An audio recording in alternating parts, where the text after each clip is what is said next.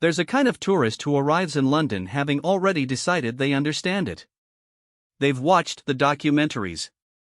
They've seen the TikToks. They've read the Reddit threads titled "Things to Do at Buckingham Palace That the Guards Actually Hate."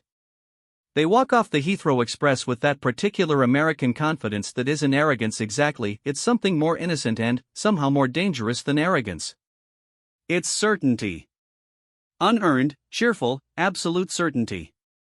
I know because I was standing 12 feet away from one of them on a Tuesday morning in October, and what happened next is something I still turn over in my head sometimes, late at night, the way you turn over a stone you found on a beach, not because it's valuable, but because it's strange enough that you can't stop looking at it.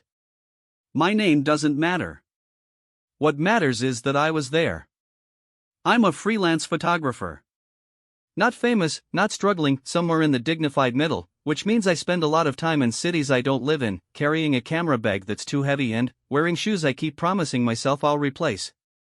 London in October is one of my regular stops. Editorial work, mostly. Architecture, street life, the occasional commissioned portrait. That Tuesday I had no assignment. I was just walking. The morning was doing that thing London mornings do in autumn, pressing a low grey ceiling over everything, the light flat and milky and somehow perfect for photographs. Not dramatic. Just honest. I'd come through St. James's Park from the Tube at Green Park, cut through the Canada Gate, and arrived at the forecourt of Buckingham Palace at around 9:30, which is early enough that the tourist crowd is still thin, still manageable, still human-scaled. I stood at the fence line with my camera, not shooting yet, just looking. Getting my bearings. Feeling out the light. The forecourt was quiet. A handful of tourists clustered near the left sentry box, the one most people gravitate toward because of the angle, because it catches slightly more light in the mornings, because there's a clear sightline from the gate.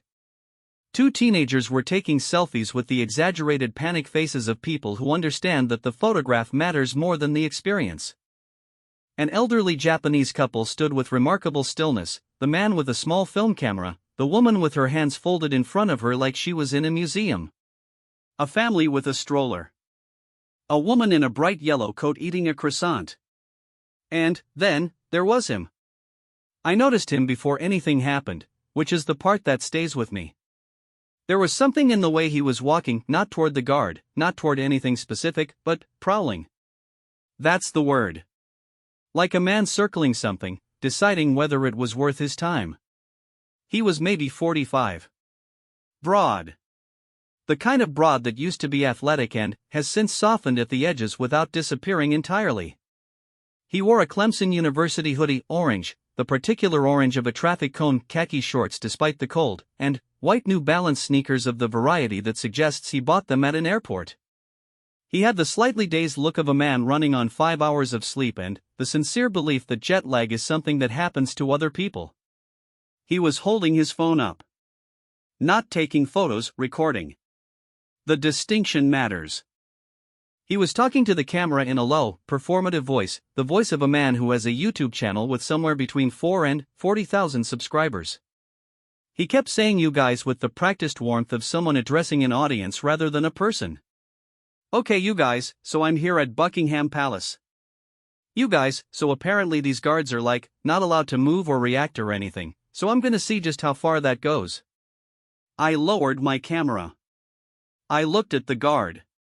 He was standing in his sentry box with the absolute, geological stillness of someone who has been trained to exist as an object and has made peace with it. Black bearskin, red tunic, rifle at the slope. His face was a mask, not a metaphor, a literal arrangement of features fixed into something that communicated nothing. He was young. 23, maybe 24. The kind of young where the jaw is still sharp but the eyes already know things. He was looking at a point approximately 4 inches above the horizon. He wasn't looking at the man in the Clemson hoodie. But I was. And something in the way the American was moving, that slow, deliberate circling, made me keep my camera down and just watch. Because there are moments you can feel before they arrive. Not in a supernatural way. Just in the way that weather feels different before it changes. The air gets a particular quality. The light shifts in a way you can't describe, but your body registers. The guard's name, I would find out later, was Lance Corporal Daniel Marsh of the Coldstream Guards. 22 years old. From Sunderland. Had been doing ceremonial duty for 8 months. Had, by all accounts, seen everything: the screamers, the touchers, the ones who stand 3 inches from his face and make noises, the ones who cry, the ones who try to make him laugh, the ones who simply stand there for 20 minutes as if proximity to someone performing perfect stillness will give them some of it. He'd seen it all. He had not seen Todd Brillhart of Greenville, South Carolina. The thing about Buckingham Palace that nobody tells you, that the travel blog skip and the guidebook sanitize, is that it has a sound. Not music. Not ceremony. A constant, low ambient texture made of pigeons and distant traffic and the specific rustle of 1,000 people trying to get the right angle on their phones and the occasional bark of an officer somewhere down the line and the flag snapping overhead when the wind finds it. That's the palace sound. It's been the same for 100 years. Maybe more. I find it settling, personally. Like white noise. Like the city's own breathing. Todd Brillhart was about to change the frequency. He'd done his circling. He'd gotten close. He'd tested the waters with the standard tourist maneuvers: standing next to the guard, mugging for the camera, doing the thing where you pretend to whisper in the guard's ear while your friend films from 10 feet back. The guard did not react. Todd stepped back. He looked at his phone. He watched the footage back, presumably decided it wasn't good enough, wasn't dramatic enough, wasn't going to get the engagement he was after. He looked at the guard. He looked at his phone. He made a decision. He walked directly to the front of the sentry box, turned his back to the guard, actually turned his back, planted himself there, and held his phone out at arm's length and began filming himself from the front, so the guard was behind him, so it would look on screen like the guard was standing directly behind him, like a looming red and black presence just over his shoulder. Okay, you guys, I am literally standing in front of a royal guard right now. The guard's eyes moved. Just barely. Less than a millimeter. A microscopic correction downward, from the fixed point on the horizon to the back of the head of the man standing 18 inches in front of him. I saw it. The Japanese man with the film camera saw it too. He made a very small sound, not a gasp, something subtler. Like the single intake of breath before a sentence you decide not to finish. Todd kept filming. And, apparently they're, like, not even real people, like they literally cannot react to anything, which is kinda creepy if you think about it. The guard took one step forward. One step. Out of the sentry box. Measured, precise, the kind of step that has been drilled until it is no longer a movement but a declaration. Todd did not notice. So I'm gonna see if I can get into. The guard's voice came from somewhere very deep and very certain, the voice of a man who learned to project across a parade ground into wind. Make way for the Queen's Guard. What happened in Todd Brillhart's body in the next half second was visible from 12 feet away. His shoulders went up. His phone dipped. His entire frame performed a kind of involuntary recalibration, the physical equivalent of a computer freezing, then rebooting with different software. He turned around. The guard was not looking at him. The guard was looking at the middle distance, the same fixed point on the horizon, rifle now at the slope, moving, and this is the part that gets people moving with absolute authority through the space Todd had been occupying. Not around him. Through. The implication being, you will move, or I will move through you, and neither of those outcomes will be particularly comfortable for you. Todd moved.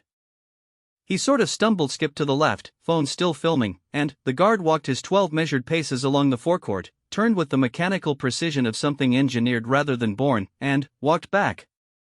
And resumed his position. And was still. As if it had not happened. The yellow-coat woman's croissant was halfway to her mouth. She'd forgotten about it. The Japanese man said something to his wife in a voice too low to hear. She nodded once, slowly, with the expression of someone confirming something they'd already suspected. The teenagers had stopped taking selfies. Everyone was looking at Todd. Todd was looking at the guard. His phone was still recording. This is where most stories end. Guard asserts authority, tourist backs down, crowd goes back to their business, the world turns. But Todd Brillhart was not finished. He stood at the edge of the patrol path, breathing through his nose, doing the visible arithmetic of a man deciding whether what just happened was humiliation or content. He decided it was content. He looked at his phone. He watched the footage back. And then, and I say this not with contempt but with a kind of exhausted wonder, he started smiling. Okay you guys, okay, that was not what I expected. Did you see that? Did you see how he just okay? Okay. Round 2. The woman in the yellow coat said, audibly, to no one in particular, oh, don't. She was British. You could tell because the don't carried about 6 floors of feeling under a completely level exterior. Todd was already moving. And, the thing that I keep coming back to, is that what happened next was not what any of us expected. Not the yellow coat woman. Not the Japanese couple. Not the teenagers. Not me. Not Todd. Because what happened next had nothing to do with the guard at all. It had to do with a child. Let me tell you something about the changing of the guard that the tourist videos don't capture. The ceremony itself, the pageantry, the band, the synchronized movements of men who've practiced until their bodies know the drill the way lungs know breathing, that's the surface. That's the thing you film. That's the thing that ends up on Instagram captioned, Britain United Kingdom sparkles so magical. What the cameras miss is the perimeter. While the ceremony happens inside the gates, there's a ring of duty quieter, less theatrical happening along the fence line.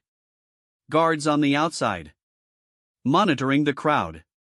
Not ceremonially but practically, the way a border is monitored when there are 1,000 people pressing against it and most of them are benign and a small number of them are not. Lance Corporal Marsh was not part of the ceremony that morning. He was the perimeter. Which is why he was the one who saw it first. Todd had repositioned himself. New angle. Better light. He was narrating again, okay you guys, so I'm gonna try something a little different, and he was moving laterally along the fence line, phone up, eyes on the screen, watching himself in the frame rather than watching where he was going. The child came from nowhere. Or not nowhere, from the crowd, which in the previous 20 minutes had thickened considerably as a tour group arrived from somewhere Scandinavian, lots of matching windbreakers, a guide with a yellow flag on a stick. The tour group had compressed the space. People were jostling, repositioning, doing the constant shuffling renegotiation that crowds do. The child was about 7. Maybe 8.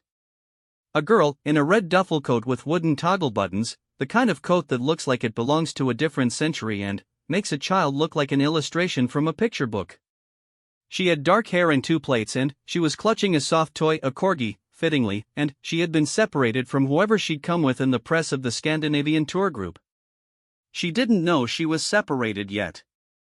That's the stage right before the crying. The stage where they're still looking around with the mildly puzzled expression of someone who put their keys down somewhere and is confident they're nearby. She stepped forward into the patrol path, the strip of cleared ground in front of the sentry boxes, because it was the only space available, because the crowd had pressed her forward, because she was 7 and couldn't see the signs that said clear this area and wouldn't have understood the significance if she could. Todd Brillhart, moving laterally with his phone up, did not see her. The crowd, compressed and distracted, did not see her. I saw her. I was already raising my camera, because the light on her red coat was extraordinary and she was the most interesting human being at Buckingham Palace that morning and also because I had a bad feeling I couldn't name yet. The guard saw her. He saw her the way a chess player sees the board, not one piece at a time but the whole configuration, the vectors, the implications. He clocked her position, her trajectory, the crowd pressure behind her, the fact that she was moving forward because she had no other direction available, and Todd Brillhart moving toward her from the left, phone extended, not looking. The calculation happened in approximately 1 second. Then, Marsh moved. Not the patrol march. Not the make way for the Queen's Guard declaration. Something different. He stepped out of position, which, if you know anything about ceremonial duty, you understand is not a thing that happens. Position is everything. Position is the job. Leaving it is, in most circumstances, a formal breach. He left it. He covered the distance between his sentry box and the child in 4 steps, and they were fast steps, the kind that are technically not running but contain the same intention, and he placed himself between the girl and the path of Todd Brillhart's oblivious lateral drift with about 2 seconds to spare. Todd looked up from his phone.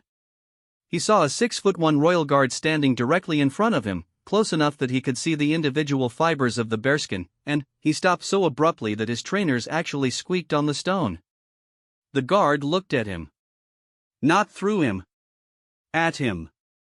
Direct, unambiguous eye contact of a type that most people spend their whole lives learning to project and never quite get there. He said nothing. He didn't have to. Todd Brillhart stepped back. Then, the guard turned, and here is the part that I know I will be describing to people for years, because it was so unexpected and so human and so completely at odds with everything the ceremony is designed to project. He turned, and he crouched. 6'1". Full ceremonial uniform. Bearskin adding another foot and a half of height. Rifle. He crouched down to the level of a 7-year-old girl in a red duffel coat. And he said something to her. Low, quiet. I was 12 feet away and I couldn't hear the words, only the register, soft, careful, the voice you use for small frightened things. The girl looked up at him. Her face did something complicated. Fear and awe and the particular stillness of a child in the presence of something that has just recategorized itself from scary to safe, a shift that happens visibly in children because they haven't learned to hide it yet. She said something back. He listened. He nodded once. Then, he straightened up, and he looked over the crowd, and his eyes found someone, a woman in a blue parka at the edge of the tour group, who had the stretched expression of someone 30 seconds away from full panic, and he made a gesture. Not grand. Just a slight inclination of the head in the child's direction. The woman saw it. She came forward through the crowd at a speed that parted people automatically. Mother. Definitely mother. You could tell because when she reached the girl she didn't make a sound, she just went down to her knees and pulled the girl into her, and held her with the specific quality of embrace that only happens when the thing you were afraid of didn't happen. She looked up at the guard. He was already back at his sentry box. He was already still. The whole thing took maybe 90 seconds. 90 seconds in which everything was different, and then everything went back to looking the same. Except it wasn't. The crowd around me had a different quality now. The Scandinavian tour group had gone entirely quiet. The teenagers weren't taking selfies. The Japanese man had his film camera down at his side and he was just looking, the way you look at something you want to memorize because you understand that photographs won't capture it. The woman in the yellow coat had finally eaten her croissant. She was crying a little bit. Not dramatically. Just the wet-eyed thing that happens when you see something that bypasses all your defenses because it's too uncomplicated to argue with. I took one photograph. Not of the guard. Not of the reunion. I took it of Todd Brillhart, standing at the edge of the patrol path with his phone at his side, not filming, for the first time since he'd arrived. He was looking at the guard's back, the red of the tunic, the tall black hat, the absolute stillness resumed. His face was unguarded in a way I hadn't expected. Not embarrassed. Not humiliated. Something more like, I don't have a better word for this, recalibrated. Like a man who arrived at a place expecting to find one thing and found something else entirely, something that didn't fit the story he'd prepared, and was now having to quietly revise the whole structure. He looked, for a moment, like he was about to cry. He didn't. He put his phone in his pocket. That was all. But I've thought about that moment more than almost anything else from that trip, because it's rare, genuinely rare, to watch someone's certainty shift in real time. To watch the documentary in someone's head get interrupted and quietly revised. I talked to the mother afterward. Her name was Sophie. Norwegian. She'd been in London for 3 days with her daughter Anna, she said. Her name is Anna, and they'd been in the Scandinavian tour group by coincidence, having joined it that morning when it passed their hotel. Anna was fine. Anna was more than fine.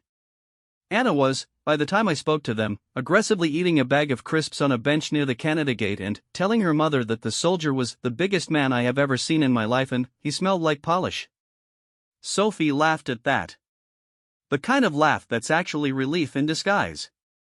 She said, she asked him if his hat was a bear. He said yes. She asked if the bear was sad about it. He said he thought the bear had come to terms with it. She paused. He said that to a 7-year-old. He improvised that. While in full uniform, on duty, after she gestured vaguely at the palace. After all of that. She shook her head in a way that wasn't quite disbelief and wasn't quite admiration but was somewhere in the warm territory between them. I don't know, she said. I don't know. Neither did I. But, I had an idea. The thing about the Coldstream Guards, the thing they'll tell you in the documentation, in the official histories, on the regimental websites is that the ceremonial function is only half of it. These are not actors in red coats. These are serving soldiers. Combat trained. The ceremony is real, the discipline is real, and, underneath the theatrical stillness of the sentry duty is a person who has been trained for situations where decisions happen in seconds and, the wrong decision has consequences that outlast the moment. What Marsh had done was not a departure from his training. It was the fullest expression of it. He had assessed a situation. He had identified the priority, not the American with the phone, not his position, not the optics of a guard breaking formation, but the child, alone, in a zone that could get her knocked over or worse. He had acted. He had resolved the immediate problem with 4 words and a crouch and a gesture. He had returned to his post. 90 seconds. It sounds simple when you say it like that. It is the hardest possible thing, what he did. Because the ceremony has enormous gravitational pull. The uniform, the tradition, the eyes of 100 tourists, the whole weight of 600 years of British ceremonial history pressing down on every second of that duty, all of it is pulling you toward stillness, toward the fixed point on the horizon, toward the performance of perfect immovability. To step out of all that, in the moment when stepping out is exactly right, requires a kind of judgment that no drill can fully install. It has to already be there. It was there. Todd Brillhart left about 10 minutes after it happened. He didn't film anything else. He just stood for a while, watching the guard from a respectful distance, not with his phone up, just watching, the way you watch something you're trying to understand, and then, he put his hands in the pocket of his Clemson hoodie and he walked back through the Canada Gate and into St. James's Park. I don't know what video he posted that day, if any. I don't know what his subscribers thought. I have my suspicions. I stayed another hour. The light got better around 11, the cloud thinning to something translucent and almost warm, and I shot maybe 4 rolls worth of the forecourt, the guards, the tourists, the 1,000 small ceremonies of people encountering something larger than themselves and trying to figure out what to do with it. In one of my frames, I didn't notice it until I was editing that night in my hotel room. You can see Lance Corporal Marsh in the background of a tourist selfie. Out of focus. A red blur behind a smiling German family. His posture is perfect. His eyes are on the horizon. He is, to all appearances, not a man who has done anything except stand there all morning. Which is exactly what he wants you to think. And, exactly why it still doesn't feel like the whole story. 3 days later, a video went viral. Not mine. I don't post on social media, which my editor considers a professional failing and I consider a quality of life decision. The video was posted by someone else who had been there, one of the teenagers, as it turned out, a 17-year-old girl from Dusseldorf named Lena, who had been filming the whole thing on her phone not because she was trying to provoke anything or capture anything in particular, but because she films everything, the way her generation films everything, as a kind of ambient documentation of being alive. The video was 47 seconds long. It began with Todd and his lateral prowl along the fence. It captured the guard's first intervention, the march, the make way for the Queen's Guard, and Todd's stumbled retreat, and then, it swung left to catch the crowd compression from the tour group, and then, it found Anna in the red coat, and then, it found Marsh moving. 47 seconds. 22 million views in 4 days. The caption Lena had written was in German, which got translated in about 100 different ways by different English language accounts that picked it up, but the most accurate version was roughly, "This is how it's supposed to work." Not the ceremony. The person under it. I saw the video when a colleague sent it to me. She works for a Sunday magazine in London, covers culture, knows my work, knows I spend time at the palace. Her message said only, "Were you there for this?" I watched it on my laptop in a coffee shop in Soho. I watched it 6 times. The thing about watching something on a screen that you witnessed in person is that it confirms some things and corrects others. Your memory edits. Your memory emphasizes. The screen gives you the thing as it was, flat and sequential and without the ambient weight of being present in it. What the video confirmed, the guard's movement was faster than I remembered. Not running, but urgent in a way my memory had smoothed over, had turned more measured than it actually was. What the video corrected, I had remembered Todd's expression as purely humiliated. Watching it back, I could see it was more complex. There was a moment, before his face went unguarded, before the revision I'd watched happen in real time, where he looked proud of himself. The first intervention had worked exactly as content. He had gotten a royal guard to speak. He had gotten the footage. He had won, by his own metric. The second thing, the thing with Anna, hadn't happened because of him at all. It had happened adjacent to him, in a way that made his whole project look different. Not evil. Not malicious. Just suddenly, nakedly small. A man with a camera making a game of something, in the same space as a soldier making a calculation that mattered. The video captured the exact moment Todd put his phone in his pocket. It also captured something I hadn't noticed at the time. Before he put it away, he looked at the footage he'd taken. Just briefly. Thumb scrolling. And, whatever he saw, whatever cut he'd assembled in those seconds, he stopped scrolling and put the phone away. 47 seconds told you everything you needed to know about what he saw. The comments section was enormous and largely predictable. British people being superior about American tourists. American people being defensive about British condescension. A subset of both camps explaining, with genuine authority and zero accuracy, the exact rules governing Royal Guard conduct. A handful of people pointing out that the guard had technically breached protocol by breaking position and that this should be noted. Lena responding to those people with a single word in German that her followers seemed to find satisfying. A thread of parents who had lost children temporarily in crowds, describing the specific 4-second window of terror before you find them, and why the guard's movement had made them cry. A historian explaining the Coldstream Guard's dual function, ceremonial and operational, in meticulous and slightly exhausting detail. And, then, buried about 3,000 comments deep, a reply from an account with 11 followers and no profile picture that said simply, the bear had come to terms with it.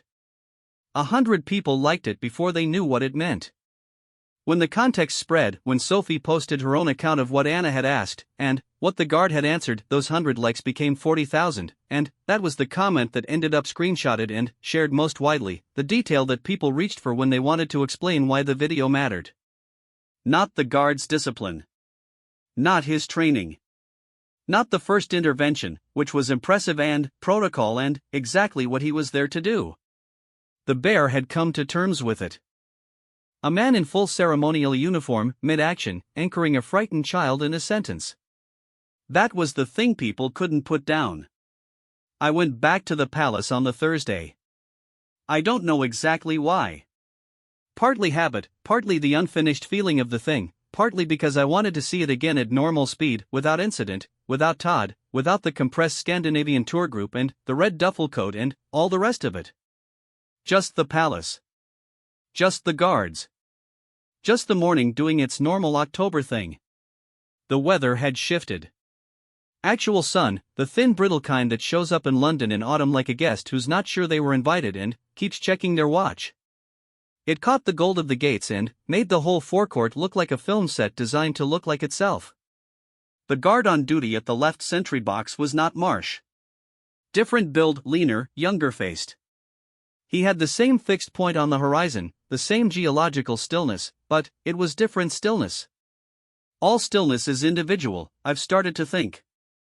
They each hold it differently, the way different musicians hold a rest. I stood at the fence for a long time. I wasn't shooting. I was just looking. A boy of about 10 came and stood next to me. British. Blue school uniform under a cagoule, so presumably on a school trip.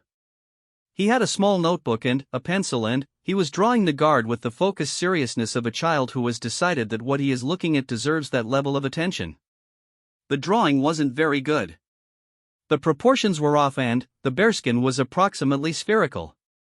But he kept looking up, looking back down, correcting, looking up again. The guard's boots had become very important to him. He was spending a long time on the boots. I watched him for a while. Then, I took a photograph of him drawing. Not for editorial.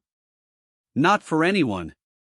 Just because it was the truest image of the morning, a child looking at a tradition and trying to make sense of it on his own terms, in his own medium, getting the proportions wrong and not caring because the attempt itself was worth making. The email from Todd arrived 10 days later. I don't know how he found me. My website, probably, or the magazine byline, my editorial work gets credited. The email was short. Shorter than I expected from a man who narrates everything. Someone told me a photographer was there. I saw your magazine site. I don't know if you took photos of me. I kind of hope you did and kind of hope you didn't. I've been thinking about what I was doing there. Not in a dramatic way. Just thinking. I posted the first video. Not the second. The first one, with the march. I took the second one down before I uploaded it. I don't know if that matters. Anyway. He signed it with his first name only. He did not ask for anything. He did not apologize, exactly, but the email had the structure of an apology without any of the words, the explanation without the demand for absolution, the accounting without the invoice at the end of it. I wrote back once. I said, the photograph of you I kept is the one where you're not filming. He didn't reply after that. I hope he understood what I meant. Here is the thing about the Royal Guard. The thing underneath the uniform and the ceremony and the 600 years of tradition and the tourist industry that's been built around their extraordinary, sustained, weaponized stillness.